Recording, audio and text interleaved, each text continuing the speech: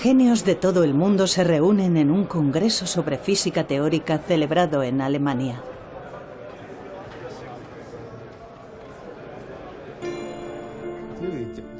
Los físicos teóricos intentan descifrar el universo solamente con fórmulas matemáticas. Ahora se enfrentan a la última gran pregunta que le queda a la raza humana. ¿Cómo comenzó el universo? Parece una pregunta desalentadora, pero en realidad los físicos ya saben dónde yace la respuesta. Son los lugares en los que nuestras ideas de espacio y tiempo se vienen abajo. La ciencia, por lo tanto, no sería capaz de determinar cómo comenzó el universo. Los lugares a los que se refiere Hawking son los agujeros negros que engullen todo con su enorme gravedad.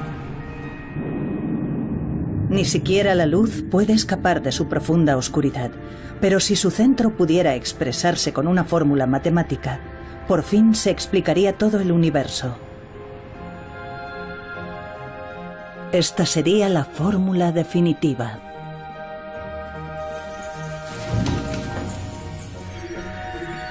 Sin embargo, en la búsqueda de esta fórmula, los físicos se han topado con inimaginables obstáculos.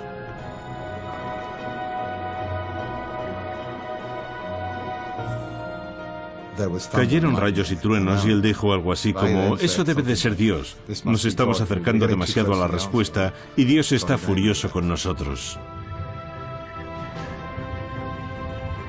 ¿Puede la humanidad explicar la creación del universo?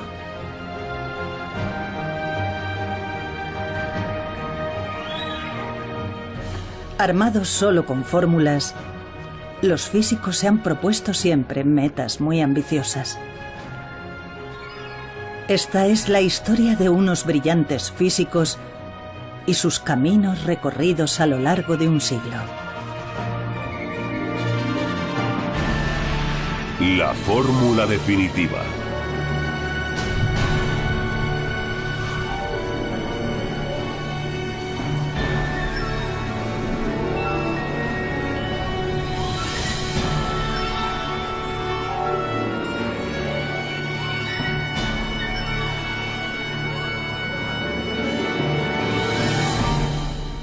¿Cómo nació el universo?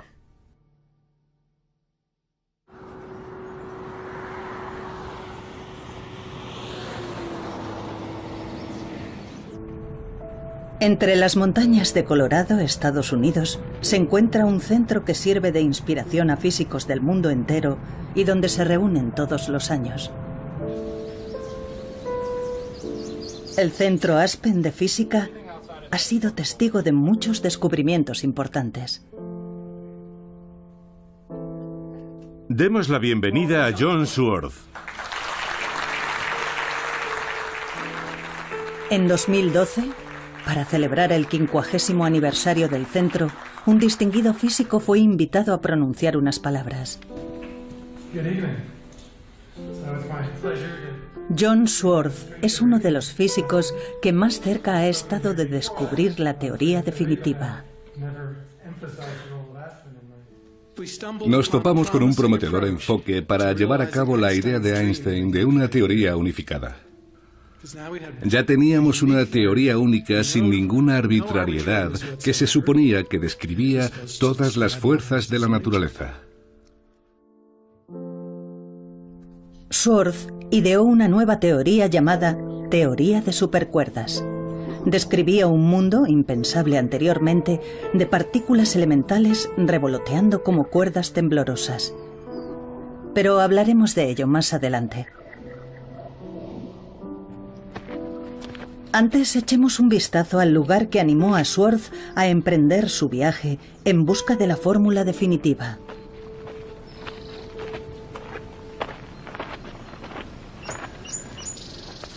Este observatorio está en lo alto de una montaña a las afueras de Los Ángeles. Es un lugar de gran importancia histórica que un día fue visitado por cierto físico. Esta es una fotografía de Einstein aquí arriba. Aquí se llevó a cabo un descubrimiento que revolucionaría el mundo de la física teórica. El universo se expande. Este fue un importante descubrimiento. Desde el Big Bang, hace 13.700 millones de años, nuestro universo se expande a partir de un solo punto.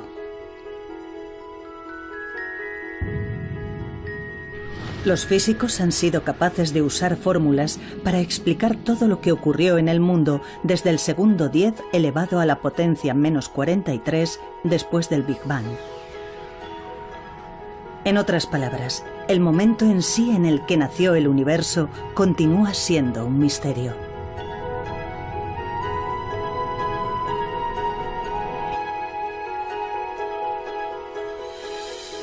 La fórmula definitiva desentrañaría los secretos del inicio del universo y explicaría todo lo que existe. Fue un brillante físico quien abrió este camino épico. Albert Einstein. Albert Einstein es una figura legendaria para la física del siglo XX.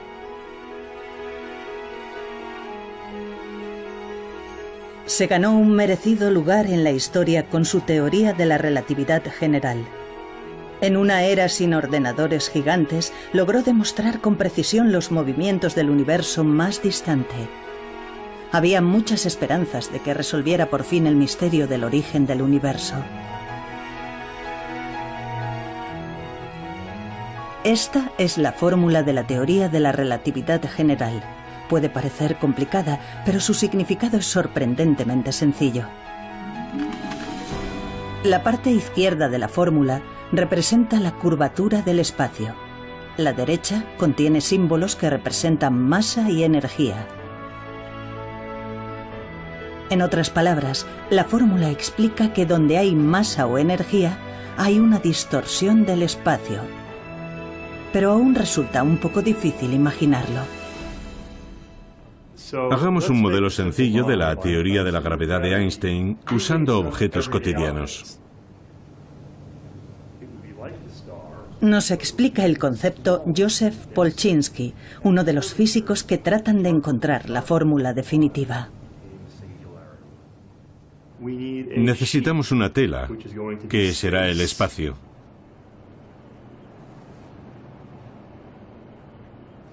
Ya tenemos un buen modelo para reproducir el efecto. Supongamos que esto es el espacio, no hay materia, y como podemos ver es totalmente plano. Pero ahora supongamos que hay una masa grande, una estrella, por ejemplo. Lo que pasará entonces es que el espacio se curvará. Si el planeta se mueve, por supuesto, no se moverá en línea recta, se moverá en círculo y orbitará alrededor de la estrella. Cuando pensamos en la gravedad, seguramente nos imaginamos una estrella que es atraída por otra que se mueve en círculo. Así. Según la teoría de Einstein, no obstante, la masa de la estrella hace que el espacio-tiempo se distorsione y como consecuencia de ello, las otras estrellas siguen la curvatura creada por la masa.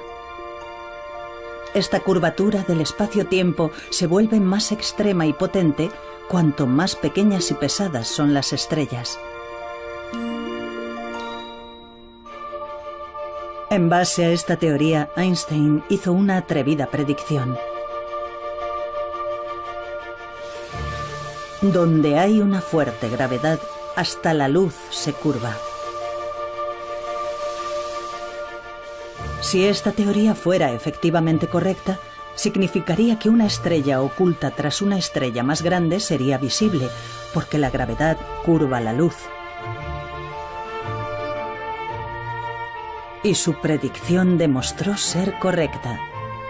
Esta es una foto de un eclipse total de Sol. Las estrellas que se ven alrededor del Sol aparecen ligeramente apartadas de donde están realmente. Ello es debido a que la enorme gravedad del Sol ha provocado que se curve la luz de lejanas estrellas.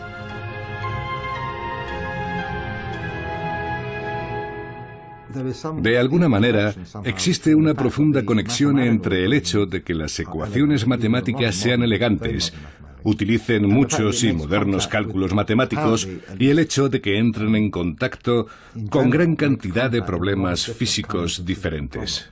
Por lo tanto, creo que es necesario comprender mejor los cálculos matemáticos. ¿Cómo nació el universo? Se esperaba que la teoría general de la relatividad resolviera el mayor misterio que aún se le resiste a la humanidad, pero aún habría un obstáculo inesperado. Fue el eminente físico Stephen Hawking quien lo reveló.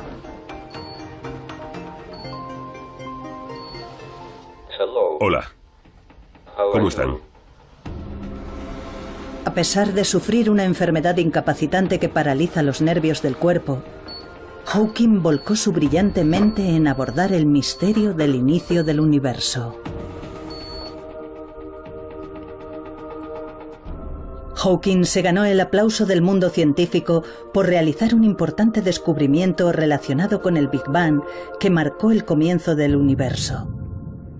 El universo se originó desde un único punto y continúa expandiéndose. Si volvemos atrás en el tiempo, podemos reconocer otro fenómeno similar. Es el fenómeno de los agujeros negros. Hawking demostró que el centro de los agujeros negros y el Big Bang eran matemáticamente lo mismo. Cuando explota una estrella enorme, se crea un agujero negro que se traga todo lo que lo rodea. Si el centro del agujero negro podía calcularse, el momento en que nació el universo también se podría explicar y analizar. Pero había un problema. Volvamos a la teoría de la relatividad general. Cuanto más pequeña y pesada es una estrella, mayor es la curvatura espacio-tiempo. Los agujeros negros, con su gravedad extrema, se hunden infinitamente hacia un solo punto. El problema era la profundidad infinita. Esta es la fórmula de los agujeros negros. Si extraemos su significado general, el resultado es algo parecido a esto. R es la distancia desde el centro de un agujero negro. Cuanto más nos acercamos al centro, mayor es la distorsión representada aquí por la letra D. No obstante, en el centro de un agujero negro, la distancia de R es 0, y por lo tanto el denominador se convierte en 0, de modo que el resultado sería infinito. Infinito significa que esta ecuación es imposible de calcular.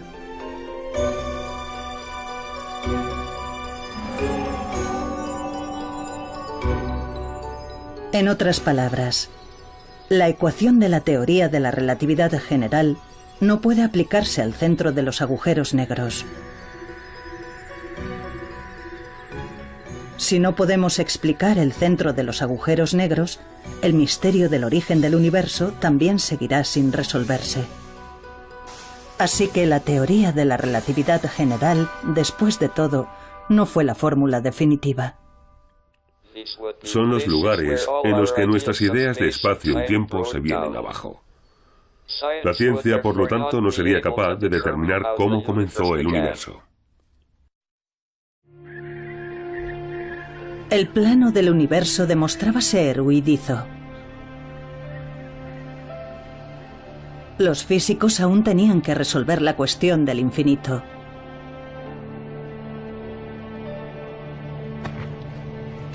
Entonces se les ocurrió una idea atrevida. ¿Por qué no combinar la teoría de la relatividad general con otra fórmula?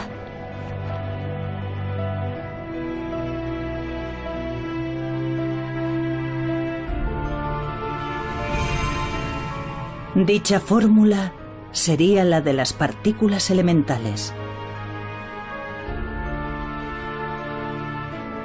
La fórmula de las partículas elementales describe con asombrosa precisión la micromateria que conforma el mundo.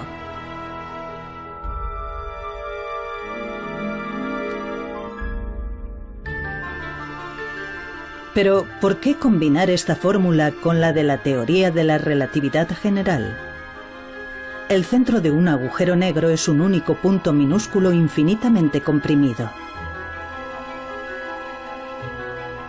Al incorporar la fórmula de las micropartículas elementales, se creyó que el problema del infinito se resolvería, y así el misterio del origen del universo se desvelaría por fin.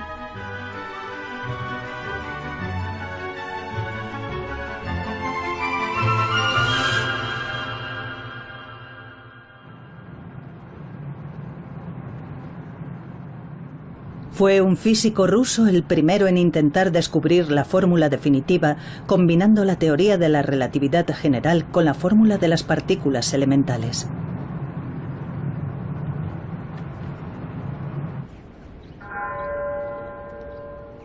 A las afueras de San Petersburgo hay un bosque apenas visitado por la gente. En él hay una lápida marcada por 2 balazos. Es la tumba de Matvei Bronstein, un brillante físico perseguido y asesinado durante la era soviética. Hola, buenos días. Su hija, de 82 años, sigue viviendo en Rusia.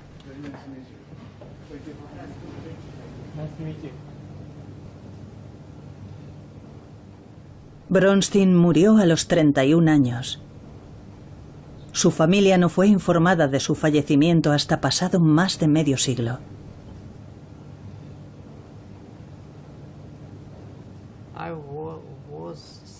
Yo tenía 6 años.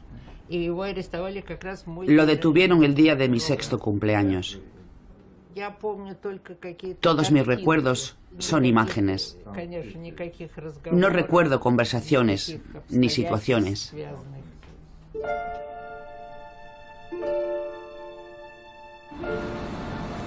Qué suerte corrió Bronstein en su empeño por dar con la fórmula definitiva. Nació en el seno de una familia humilde y fue físico autodidacta. A los 19 años dominaba la teoría de la relatividad general y la fórmula de las partículas elementales, en una época en la que a la mayoría de los físicos les costaba entender dichos conceptos. Bronstein quería desmitificar los agujeros negros, pero antes de poder calcular su centro, tenía que demostrar algo.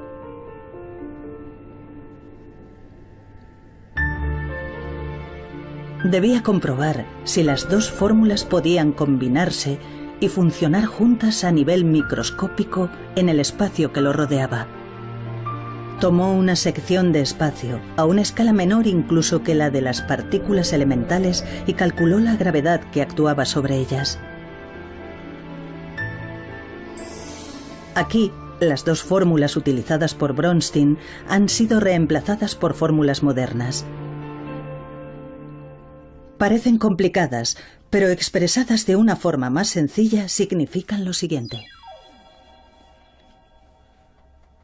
La primera parte de la fórmula de las partículas elementales establece que sus cálculos se refieren al mundo microscópico.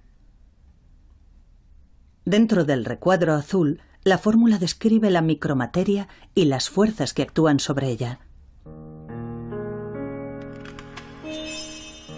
Bronstein introdujo la teoría de la relatividad general en esta fórmula.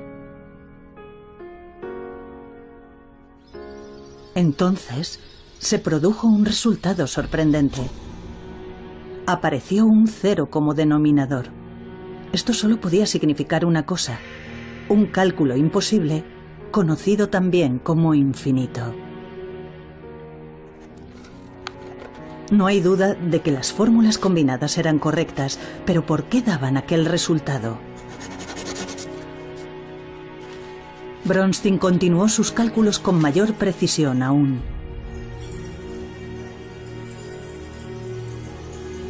Pero, al final, solo obtuvo un número infinito de infinitos.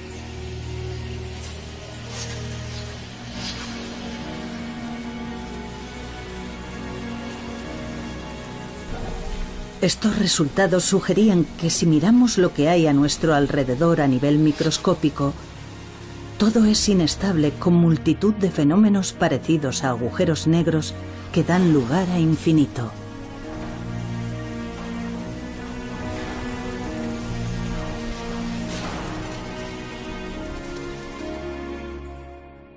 Las dos teorías físicas fundamentales no funcionan juntas. No hay ninguna solución a la vista. Es un acertijo. Con el problema del infinito sin resolver, Bronstein había sacado a la luz involuntariamente otro acertijo. Estamos rodeados por una inmensa cantidad de infinitos. Mientras tanto, en la Unión Soviética ocurrían terroríficos sucesos bajo el gobierno de Stalin. Se calcula que alrededor de 1 millón de intelectuales y ciudadanos fueron perseguidos implacablemente. Los científicos librepensadores eran el objetivo más evidente.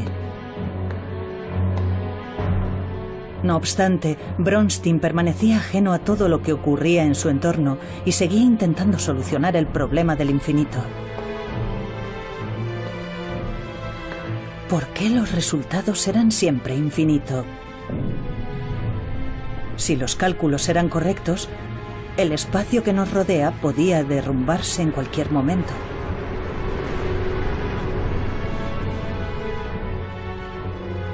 En agosto de 1937, todo acabó bruscamente.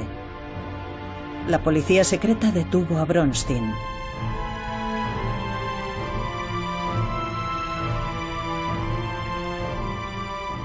Fue fusilado de inmediato y enterrado en el bosque.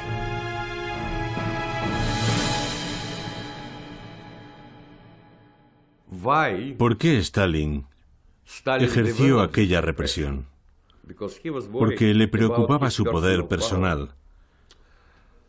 Pero semejante régimen nunca puede justificarse. Creo que si Bronstein hubiera vivido, su contribución a la resolución del problema habría sido muy importante. Tras la muerte de Bronstein, los esfuerzos por resolver el problema del infinito continuaron durante casi un siglo. Los físicos de más talento y prestigio trataron de desentrañar el misterio del origen del universo, combinando las dos grandes teorías. Pero ninguno de ellos tuvo éxito.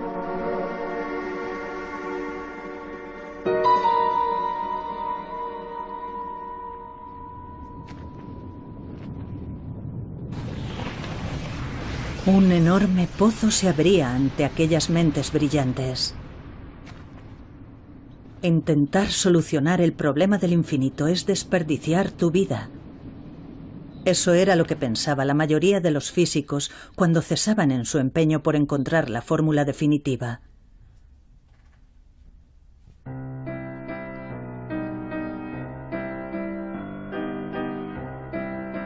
Pero en 1974 ocurrió un hecho decisivo.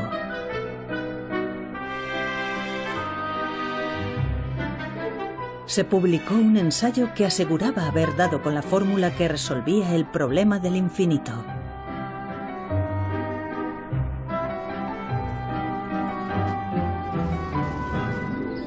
Sus autores eran dos investigadores desconocidos que habían coincidido en Princeton. Aquellos jóvenes físicos eran John Swartz y Joel Scherk, de origen francés. Su investigación giraba en torno a un campo olvidado y considerado anticuado entonces: la teoría de cuerdas.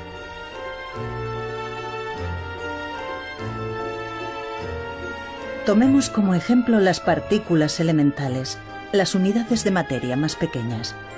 Según la teoría de cuerdas, las partículas no son puntos, sino cuerdas temblorosas con diversas formas. Esta idea aparentemente extraña se basa en una antigua fórmula física que se había dejado de lado. La teoría había sido abandonada por todos, salvo por algunos testarudos como yo. Murray Gell-Mann me proporcionó un empleo durante los años en los que mi trabajo no era suficientemente valorado. Les decía a los demás que creía en la protección de especies en peligro de extinción. Sin desalentarse, desarrollaron la teoría de cuerdas y propusieron una nueva teoría de supercuerdas. La fórmula que idearon logró resolver el problema del infinito, ahí donde la gran teoría de la relatividad general y la fórmula de las partículas elementales habían fracasado.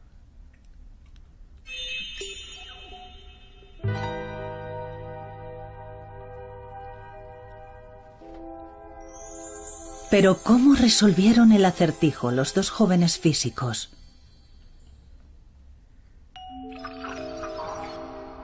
Esta es una fórmula que combina la teoría de la relatividad general y la fórmula de las partículas elementales. La parte que está dentro del recuadro expresa el hecho de que todas las partículas son puntos. Esto muestra la fuerza entre partículas que revolotean a nivel microscópico. Al expresarse con una fórmula sencilla, el denominador es r², siendo r la distancia entre partículas. Si las partículas son puntos, en el momento en el que colisionan unos con otros, la distancia r se convierte en 0. Ahora tenemos 0 como denominador. En otras palabras, el resultado es infinito cuando las partículas colisionan entre sí.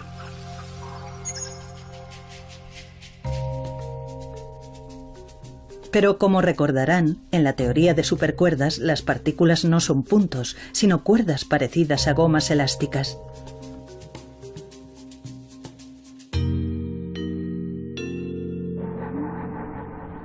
Si las partículas tienen forma de gomas elásticas, ocupan cierta cantidad de espacio, de modo que, aunque colisionen entre sí, nunca acabarán siendo más pequeñas que el grosor de la goma.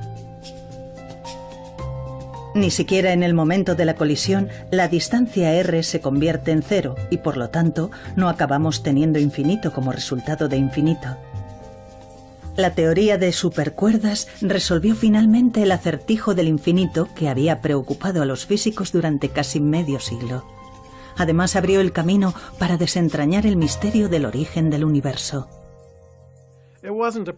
No era un problema en el que trabajaran muchas personas, pero algunos éramos conscientes de él y era un problema que había estado ausente en anteriores enfoques. Por eso, ambos comprendimos que era algo en lo que valía la pena invertir nuestros esfuerzos.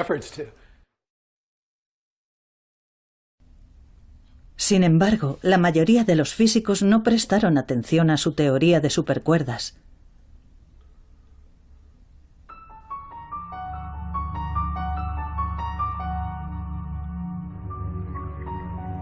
Desconfiaban de la teoría de supercuerdas. Para empezar, era demasiado diferente de la teoría de la relatividad general y de la fórmula de las partículas elementales.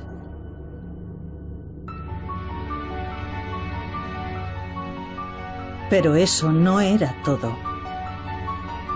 Para que la teoría de supercuerdas fuera cierta, necesitaba no solo las 4 dimensiones del mundo que vemos a nuestro alrededor, altura, anchura, profundidad y tiempo, sino que requería nada menos que 10 dimensiones. Eso es, 10. Muchos físicos se mostraban escépticos al oír hablar de otras dimensiones.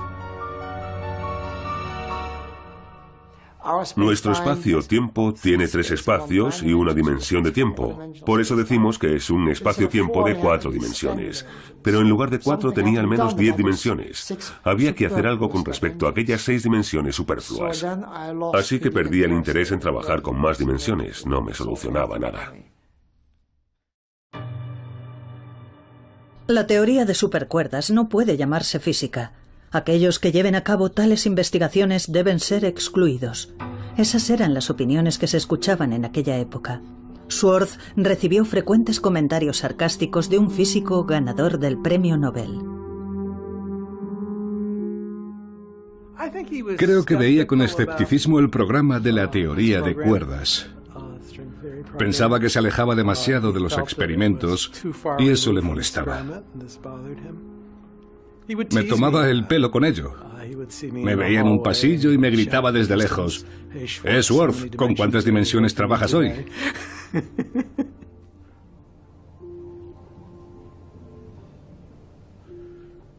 Esta fotografía no es buena. Es Joel. Schwartz y Sherk siguieron atravesando momentos difíciles.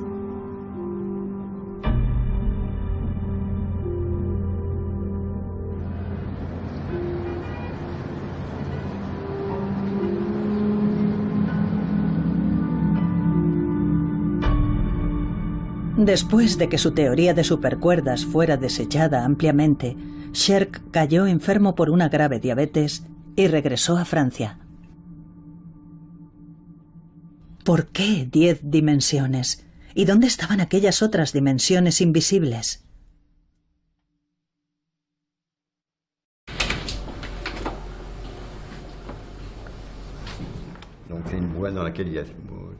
Son ensayos escritos por el Dr. Sherk.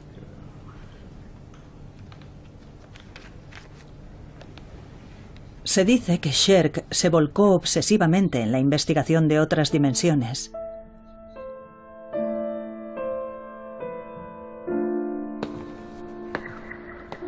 Deambulaba por las calles en busca de distintas dimensiones.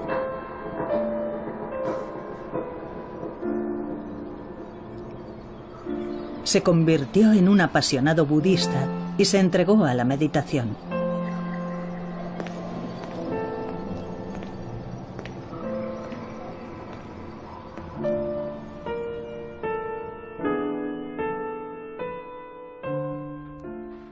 A veces se sentía aislado, porque sabía que era una de las pocas personas que trabajaban en aquello. Eso en ocasiones le resultaba frustrante, porque la gente opinaba. A la gente no le convencía lo que estaba haciendo, y eso le frustraba. La vida de Sherk llegó a su fin cuando tenía 34 años. En su dormitorio se hallaron pruebas de que se había inyectado una enorme dosis de su medicación contra la diabetes. Joel Sherk era una persona notable y tenía una creatividad extraordinaria. Mientras trabajó conmigo sin duda contribuyó con sus ideas. Su muerte me cogió totalmente por sorpresa. De haber estado sano y haber vivido en los años 80, habría jugado un importante papel en los acontecimientos. Eso está claro. Sherk falleció antes de poder hacer realidad su sueño de descubrir la fórmula definitiva.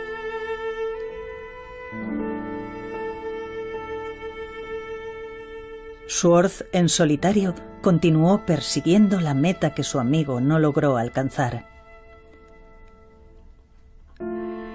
Mientras otros físicos consiguieron prestigio a través de llamativos logros, él siguió centrado en la teoría de supercuerdas.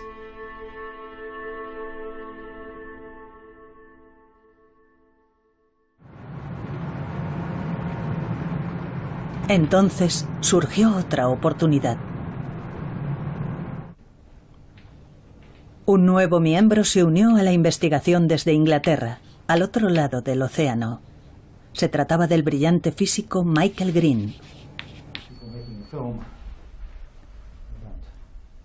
Green es profesor lucasiano de la Universidad de Cambridge, un prestigioso título que antes ostentaron genios como Newton y Hawking.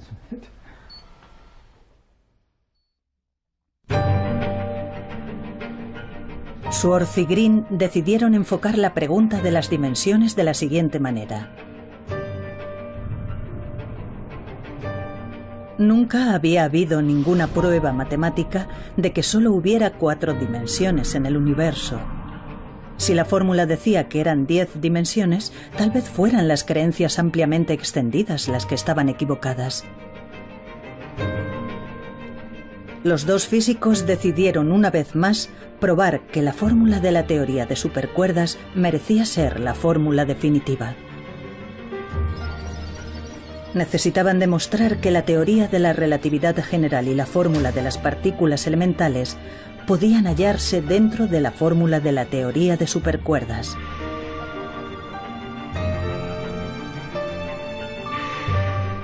Por medio de complicados cálculos, emergieron dos fórmulas vitales.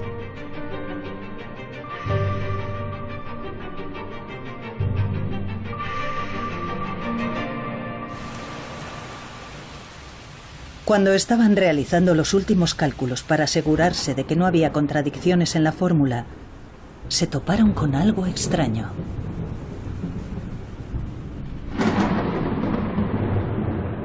El número 496 no dejaba de aparecer una y otra vez.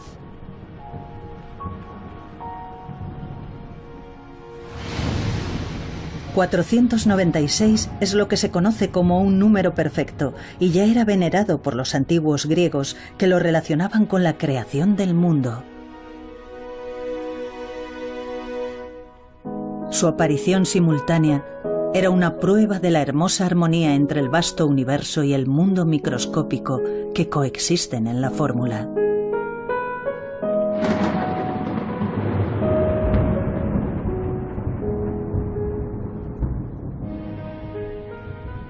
Era 496.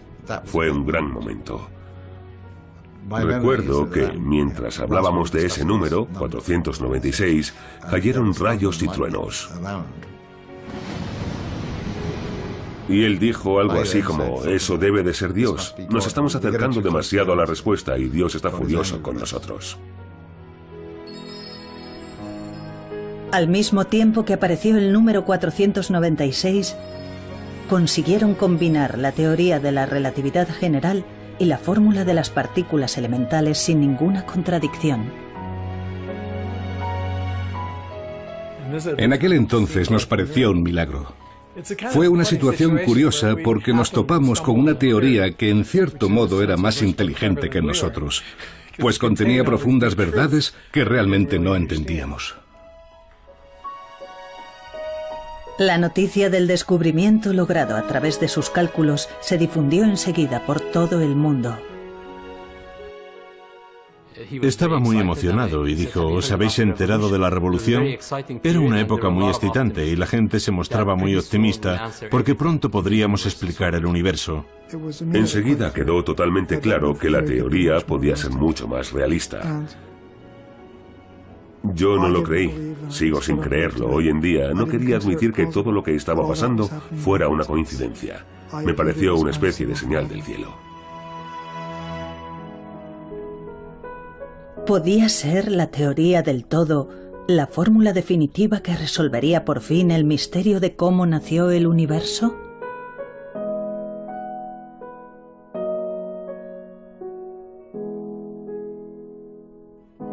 Físicos de todo el mundo se pusieron manos a la obra y empezaron a investigar la teoría de supercuerdas. De repente, la teoría de supercuerdas se encontró en la vanguardia de la física.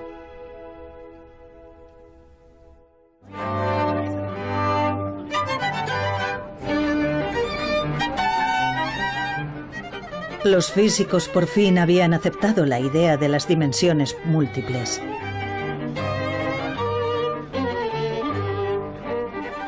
Pero ¿dónde existían aquellas dimensiones en el mundo?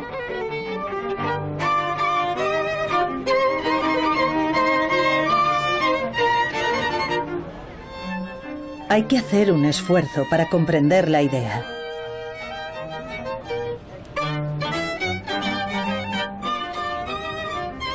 Joseph Polchinski, que antes nos explicó la teoría de la relatividad general, nos explica ahora el concepto de las dimensiones múltiples.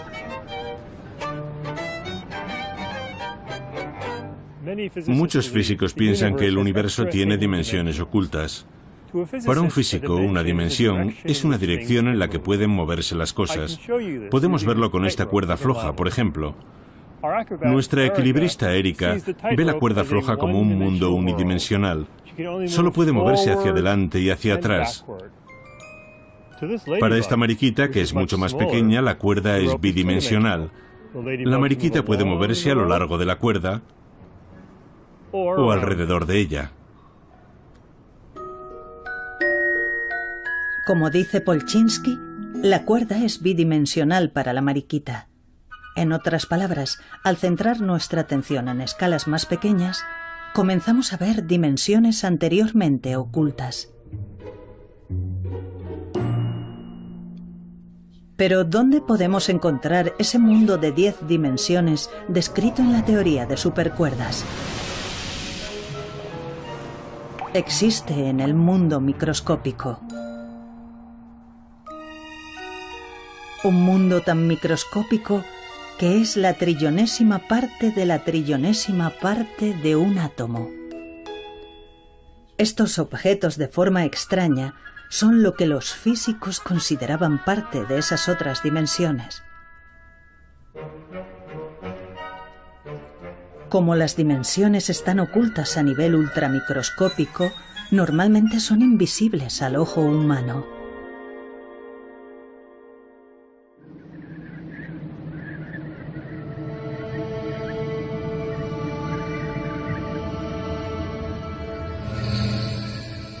La nueva teoría de supercuerdas incorporaba las dos grandes fórmulas, la teoría de la relatividad general y la fórmula de las partículas elementales.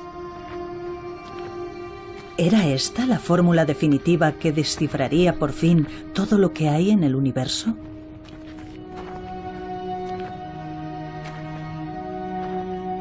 Pero no obstante, había una sensación de incertidumbre en el todavía arduo camino que quedaba por delante.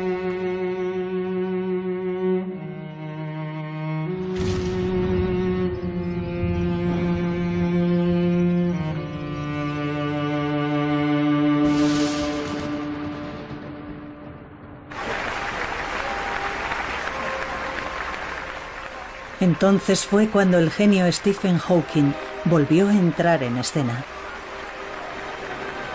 Él fue quien planteó a los físicos el problema del infinito en relación con los agujeros negros. ¿Tenía la teoría de supercuerdas lo que hacía falta para ser la fórmula definitiva? Hawking respondió a esta pregunta mencionando otro problema que acechaba en la profundidad de los agujeros negros. Y así es como comienza el siguiente capítulo de nuestra historia.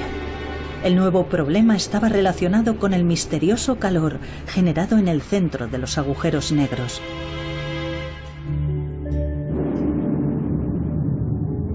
Como recordarán, en el centro de los agujeros negros hay puntos comprimidos hasta una densidad infinita. Debería ser imposible que hubiera movimiento ahí. Si las partículas elementales no se pueden mover, ¿cómo puede generarse calor? Esto se conoció como la paradoja de la pérdida de información de Hawking y se convertiría en un nuevo obstáculo para los físicos. Se mostraba muy escéptico hacia la teoría de cuerdas, pero sus argumentos parecían bastante buenos, así que era muy difícil averiguar en qué se había equivocado. Sin embargo, muchos creíamos que tenía que haber algún error, aunque no fuera evidente. Aquí es donde aparece un nuevo héroe.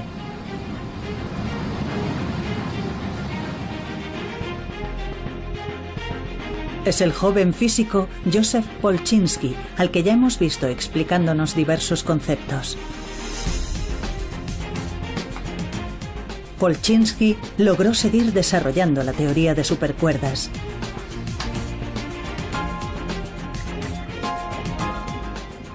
La teoría de supercuerdas describe un mundo microscópico en el que las partículas vuelan como pequeñas cuerdas temblorosas.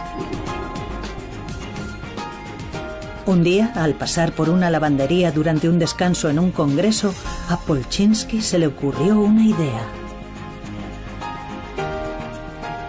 Pensó, la ropa está hecha de muchos hilos finos tejidos juntos. De forma parecida, las partículas a nivel microscópico quizá no sean cuerdas individuales, sino manojos de cuerdas. Lo realmente interesante es lo que pasa cuando tienes muchas de estas juntas. Solo unas cuantas y luego más y más.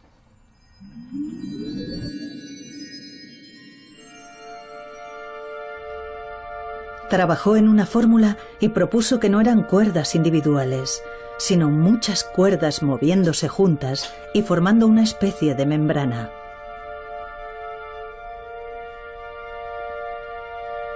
Los hallazgos de Polchinski hicieron que físicos de todo el mundo trabajasen en cálculos para identificar el calor en el interior de los agujeros negros.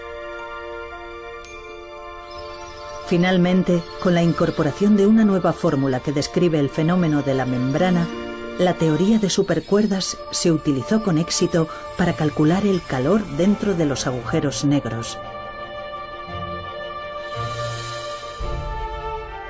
Se creía que en el corazón de los agujeros negros las partículas eran comprimidas hasta el infinito y no se podían mover. Pero en el corazón de los agujeros también podía haber dimensiones múltiples. En dichas dimensiones, las cuerdas se tejen juntas formando membranas que se mueven y generan calor. Creo que la paradoja de la pérdida de información de Hawking es uno de los grandes experimentos de la historia de la ciencia. Si no hubiera defendido con tanta vehemencia que la paradoja existía, puede que la gente no le hubiera prestado la atención que se merecía. En 2004, Hawking tomó la valiente decisión de convocar un congreso en el que reconoció que estaba equivocado.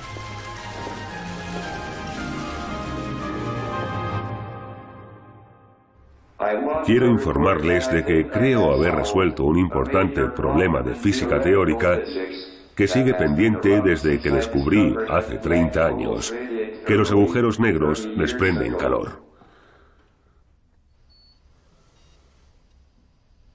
Mi ensayo sobre la pérdida de información de los agujeros negros provocó 25 años de discusiones en las que hemos aprendido mucho. Estoy encantado de que hayamos descubierto ahora que la información no se pierde. La historia lo demostrará. Hemos avanzado mucho y es posible que falte poco para descubrir la teoría definitiva.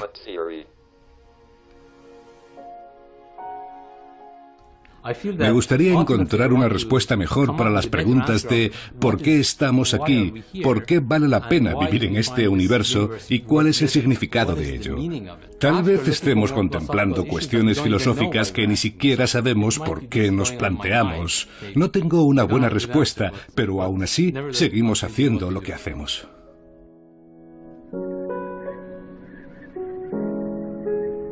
La paradoja de Hawking se superó y se había desarrollado una nueva teoría de supercuerdas. Con esta fórmula, ¿podía la humanidad resolver finalmente el misterio del origen del universo?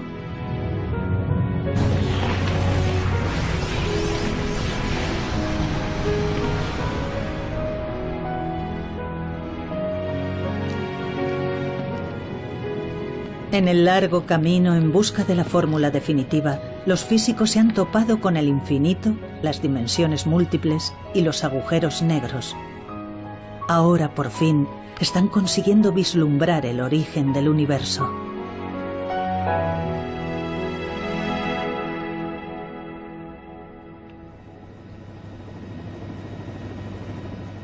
Investigadores de todo el mundo están poniendo a prueba las predicciones hechas por la teoría de supercuerdas.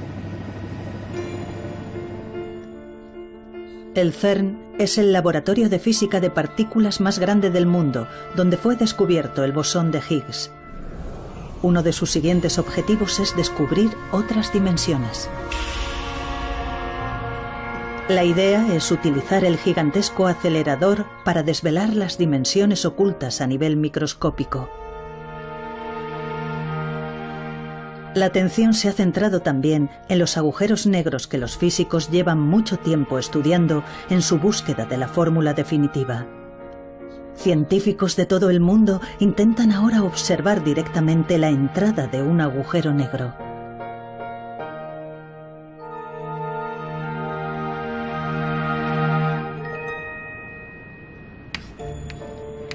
La teoría de supercuerdas sigue utilizándose en las investigaciones más recientes. Su creador, John Swartz, usó un concepto olvidado para desarrollar una teoría nueva y acercarse un poco más a la fórmula definitiva.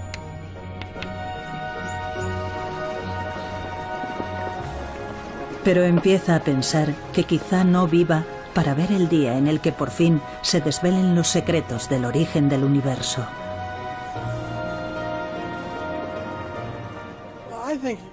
Creo que vamos a llegar muy lejos en esa dirección, tanto en el universo como en los objetos más pequeños.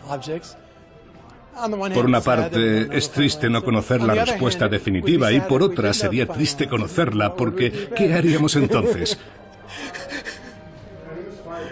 En la búsqueda está la diversión.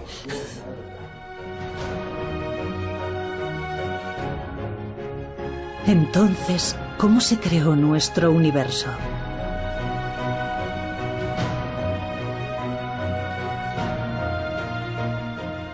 Las últimas fórmulas describen un universo de 11 dimensiones. Y lo que es más, ha surgido un nuevo problema que plantea la posibilidad de que existan nada menos que 10 elevado a 500 universos.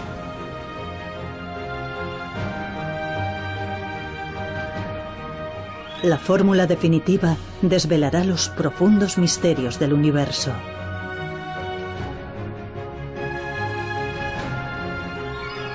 Hasta que el último de los misterios no sea desentrañado, la humanidad continuará incansable su búsqueda.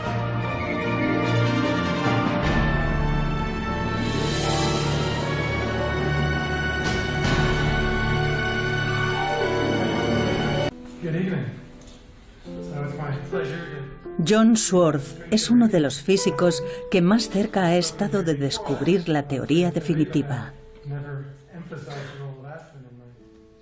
Nos topamos con un prometedor enfoque para llevar a cabo la idea de Einstein de una teoría unificada. Ya teníamos una teoría única sin ninguna arbitrariedad que se suponía que describía todas las fuerzas de la naturaleza.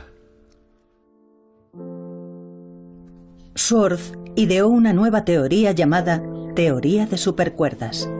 Describía un mundo impensable anteriormente de partículas elementales revoloteando como cuerdas temblorosas. Pero hablaremos de ello más adelante. Antes echemos un vistazo al lugar que animó a Swartz a emprender su viaje en busca de la fórmula definitiva.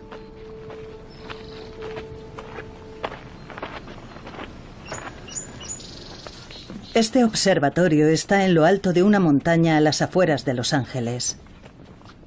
Es un lugar de gran importancia histórica que un día fue visitado por cierto físico.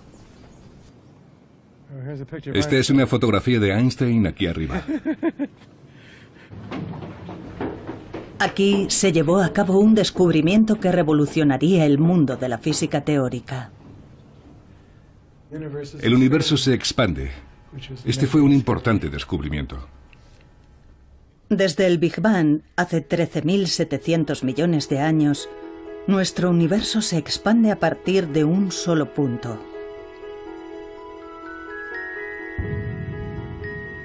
Los físicos han sido capaces de...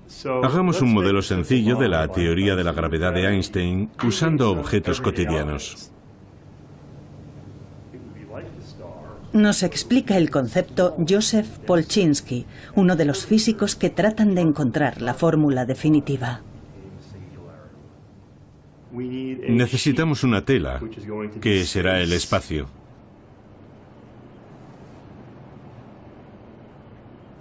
Ya tenemos un buen modelo para reproducir el efecto.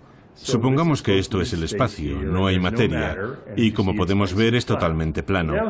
Pero ahora supongamos que hay una masa grande, una estrella, por ejemplo. Lo que pasará entonces es que el espacio se curvará. Si el planeta se mueve, por supuesto, no se moverá en línea recta, se moverá en círculo y orbitará alrededor de la estrella. Cuando pensamos en la gravedad, seguramente nos imaginamos una estrella que es atraída por otra que se mueve en círculo. Así. Según la teoría de Einstein, no obstante, la masa de la estrella hace que el espacio-tiempo se distorsione y como consecuencia de ello, las otras estrellas siguen la curvatura creada por la masa. Esta curvatura del espacio-tiempo se vuelve más extrema y potente cuanto más pequeñas y pesadas son las estrellas. En base a esta teoría, Einstein hizo una atrevida predicción.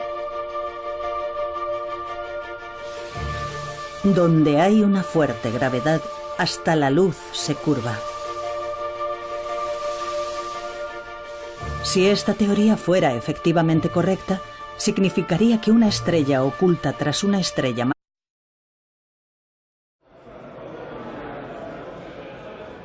Genios de todo el mundo se reúnen en un congreso sobre física teórica celebrado en Alemania.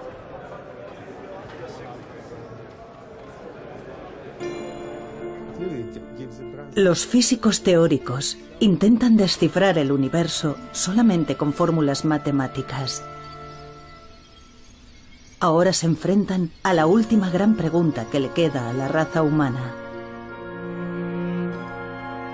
¿Cómo comenzó el universo? Parece una pregunta desalentadora, pero en realidad los físicos ya saben dónde yace la respuesta. Son los lugares en los que nuestras ideas de espacio y tiempo se vienen abajo. La ciencia, por lo tanto, no sería capaz de determinar cómo comenzó el universo.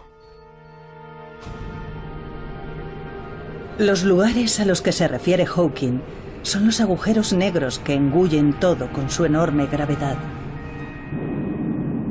Ni siquiera la luz puede escapar de su profunda oscuridad, pero si su centro pudiera expresarse con una fórmula matemática, por fin se explicaría todo el universo. Esta sería la fórmula definitiva.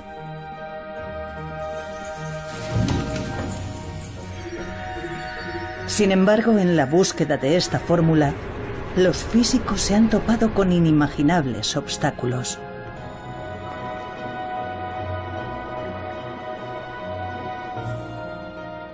Cayeron rayos y truenos y él dijo algo así como: eso debe de ser Dios. Nos estamos acercando demasiado a la respuesta y Dios está furioso con nosotros.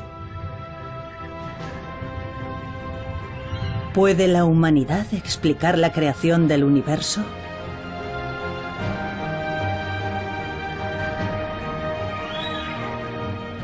Armados solo con fórmulas, los físicos se han propuesto siempre metas muy ambiciosas. Esta es la historia de unos brillantes físicos y sus caminos recorridos a lo largo de un siglo. La fórmula definitiva.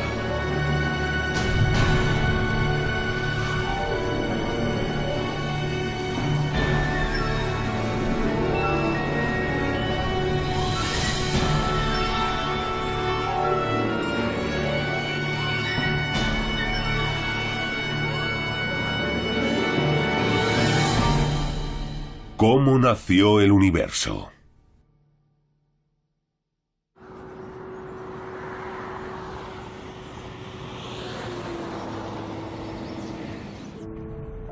Entre las montañas de Colorado, Estados Unidos, se encuentra un centro que sirve de inspiración a físicos del mundo entero y donde se reúnen todos los años.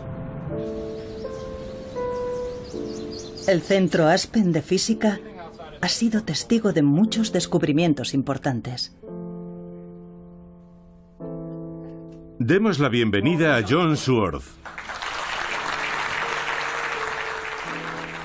En 2012, para celebrar el 50º aniversario del centro, un distinguido físico fue invitado a pronunciar unas palabras.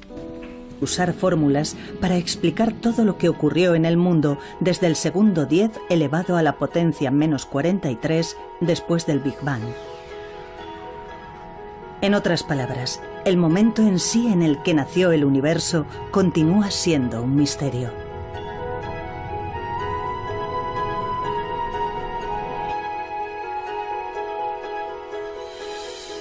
La fórmula definitiva desentrañaría los secretos del inicio del universo y explicaría todo lo que existe. Fue un brillante físico quien abrió este camino épico. Albert Einstein. Albert Einstein es una figura legendaria para la física del siglo XX.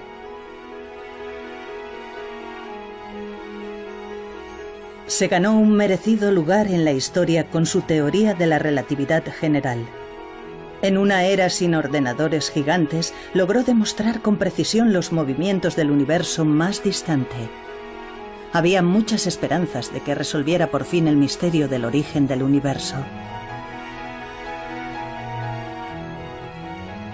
Esta es la fórmula de la teoría de la relatividad general. Puede parecer complicada, pero su significado es sorprendentemente sencillo. La parte izquierda de la fórmula representa la curvatura del espacio. La derecha contiene símbolos que representan masa y energía. En otras palabras, la fórmula explica que donde hay masa o energía, hay una distorsión del espacio. Pero aún resulta un poco difícil imaginarlo.